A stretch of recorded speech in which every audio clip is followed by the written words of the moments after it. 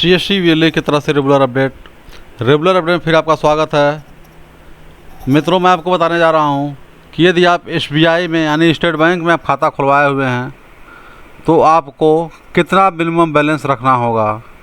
अगर आप minimum balance नहीं रखते हैं तो कितना आपको जो है उस पर पेनल्टी भरनी होगी, उसके क्या नियम हैं। तो पूरे इस प्रोसेस को मैं जो है एक चार्ट के माध्यम से पूरा मैं बताने का प्रयास कर रहा हूं। हमारे इस वीडियो को आप लास्ट तक देखिएगा, ध्यान से देखिएगा, भगा कर देखिएगा तो सारी चीज़ें आपको समझ में नहीं आएंगी। वीडियो के लास्ट में आप हमारे बनाए गए वीडियो की समीक्षा करिएगा। अच्छा लगेगा तो लाइक कर दीजिएगा, अच्छा नहीं लगता है तो अनलाइक करिएगा और हमारे चैनल को सब्सक्राइब कर लीजिएगा। अगर तो इस तरह की नवीनतम वीडियो आपको सारे बैंकों के बारे में जो जमा निकासी, जो भी सेविंग अकाउंट, करंट अकाउंट, जो भी चीज़ें हैं उन सब के बारे में हम टाइम टू टाइम बताते रहते हैं, जो भी चेंजेस होते हैं। तो हम स्टार्ट करते हैं इस वीडियो को। अगर हम बात करें तो स्टेट बैंक में जो है ऑन एवरेज मंथली जो एवरेज होता है वो है आपको पैसा कितना रखना होता है। उदाहरण के तौर पर मैं यहाँ कुछ पढ़कर सुना रहा हूँ। आज के तारीख में state bank on average monthly balance minimum रखने के लिए कहता है। अब मिनिमम बैलेंस की बात नहीं होती है, जैसा कि मैंने ऊपर जिक्र किया था। SBI ब्रांच की लोकेशन के हिसाब से बैलेंस को कायम रखने के लिए अलग अलग जगहों पर अलग अलग नियम हैं। आपका अगर ब्रांच ग्रामीण इलाके में है तो आपको 1000 रुपया रखना है, लेकिन वहीं अगर शहरी इलाके में है तो 3000 रुपया आपको रखना है। और कस्बे में यानी मिनी अर्बन अगर है तो आपको 2000 रुपया मिनिमम बैलेंस रखना है। आपको यहाँ इस चीज़ की भी जानकारी होनी चाहिए कि जो बैंक होते हैं उनको कैसे चयनित किया जाता है कि वह शहरी हैं, ग्रामीण हैं या अर्ध शहरी हैं। इसके बारे में भी हम पूरा बता रहे हैं आपको।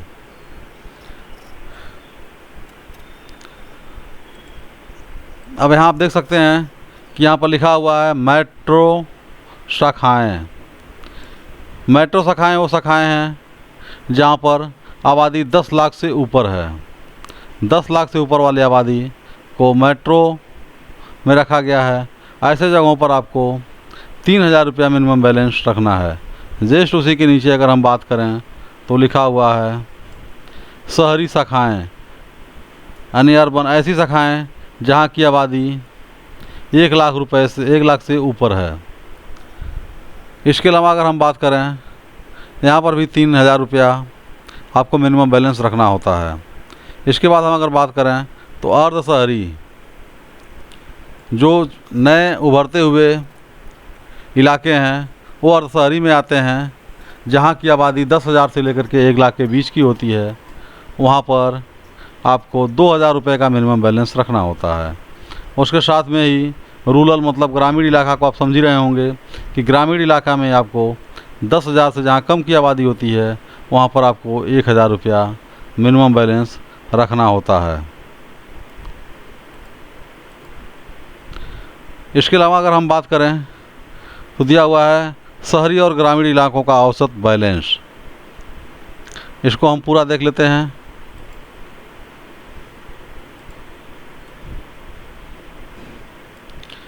इसमें देखिए आपके लिए राहत भरी की बात है कि state bank on average balance और पेनाल्टी दोनों ही कम रखा है। यानी और बैंकों की अपेक्षा अगर देखा जाए तो स्टेट बैंक का जो ऑन एवरेज है वह बहुत ही कम है।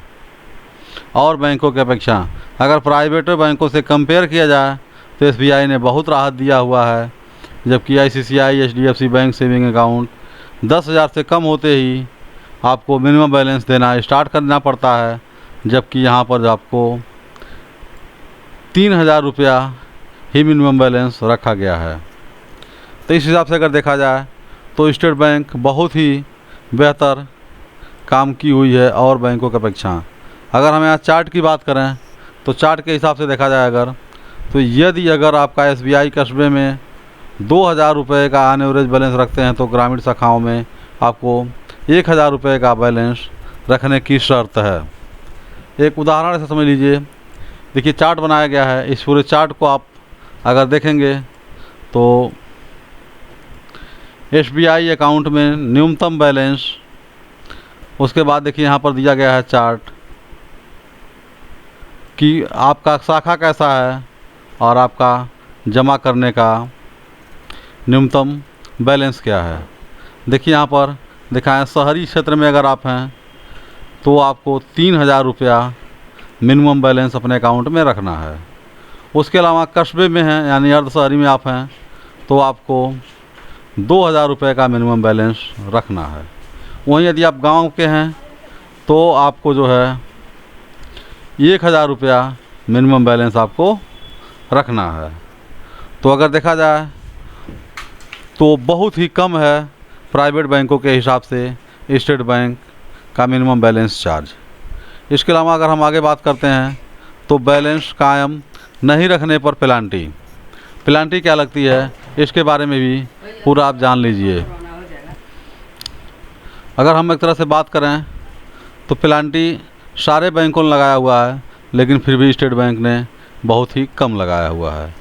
अगर हम इसको एक तरह से रिमार्क दिखा रहे हैं, बैंक चाहता है कि आप अपने खाते में पैसा रखें ताकि आपको इंटरेस्ट अर्निंग होती रहे, आपको कुछ ना कुछ ब्याज मिलता रहे। लेकिन अगर आप खाता खाली करेंगे तो बैंक को बेनिफिट नहीं होगा, इसलिए वह जो है आप पर चार्ज लगा देता है और पेनाल्टी लेता है।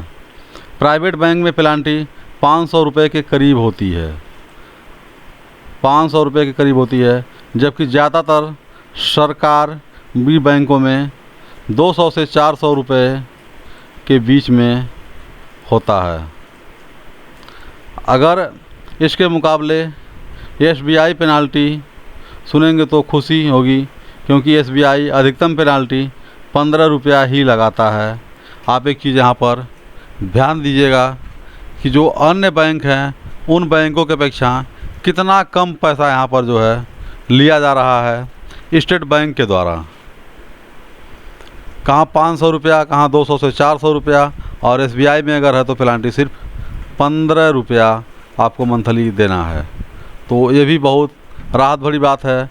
एक चार्ट के हिसाब से देख लीजिए कि किस बैंक का कितना जो है मिनिमम बैलेंस लगता है। देखिए यहाँ पर SBI का जो दिया गया है ये आपको 15 रुपया महीना पेमेंट करना है, जबकि BOB बैंक ऑफ बड़ौदा में आपका है अगर तो 200 रुपया महीना आपको चार्ज देना है।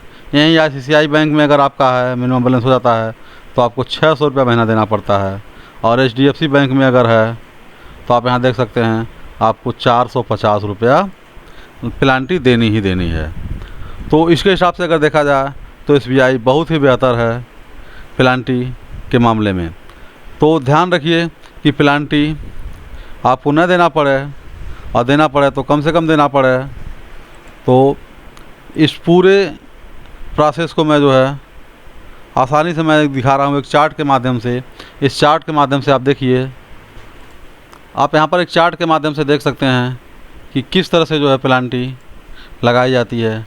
सबसे पहले पेनाल्टी आप देख लीजिए, यहाँ पर लिखा हुआ है शहरी शाखाओं में, यानी जो शहर के शाखाएं हैं उस पर क्या पेनाल्टी लगती है।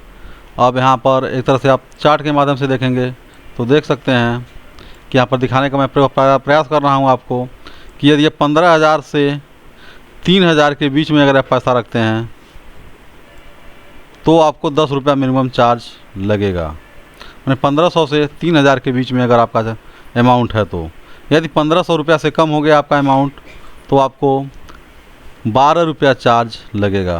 वहीं अगर 750 रुपया कम अगर हो गया तो आपको 15 रुपया चार्ज लगेगा। लेकिन यह शहरी खाताओं के लिए, जो शहर में हैं उनके लिए है, या देहात के लिए नहीं है। इसके लिए अगर हम बात करें तो देहात के लिए भी नियम बने हुए हैं। का जो कस्बे टाइप के होते हैं, अर्ध सरकारी होते हैं, पहले उनको बता दूं मैं आपको। अर्ध सरकारी वाले शाखाएँ हैं, अब देखिए यहाँ पर दिया हुआ है अर्ध सरकारी, यानी कस्बे वाले अमाउंट के जो लोग हैं उनके लिए। अब यहाँ पर क्या चार्ज लग रहा है इसको देख लीजिए।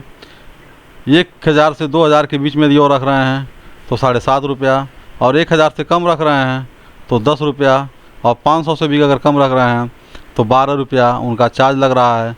लेकिन ध्यान दीजिएगा इन चार्जों पर 18% GST भी लगती है। GST जोड़ करके चार्ज लिया जाता है। इसके अलावा आपको हम बता रहे हैं कि यदि आप ग्रामीण इलाके में हैं तो आपको कितना पेमेंट करना है।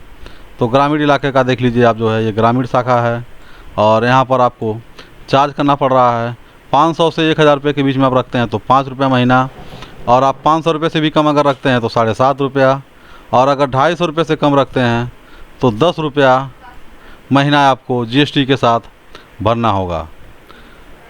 पूरी चीज़ों को मैंने अच्छे तरह से समझाने का पूरा मैंने प्रयास किया। अगर पूरी बनाई हुई वीडियो आपके समझ में आई हो तो लाइक करिएगा, अपने मित्रों में शेयर करिएगा, जो भी आपके संपर्क में हैं, कि पूरी उनको जानकारी इसके बारे में हो जाए। और हमारे चैनल को यदि आप सब्सक्राइब कर लेते हैं तो किसी भी बैंक की बैंकिंग की जानकारी हम आपको समय समय पर देते रहेंगे, जो नए बदलाव होंगे, जिसकी वजह से जो है आपकी जो कमाई है वो कमाई सरकार नहीं लेने पाएगी और कमाई आपकी बची रह जाएगी। तो मित्रों, बस इस वीडियो में इतना ही।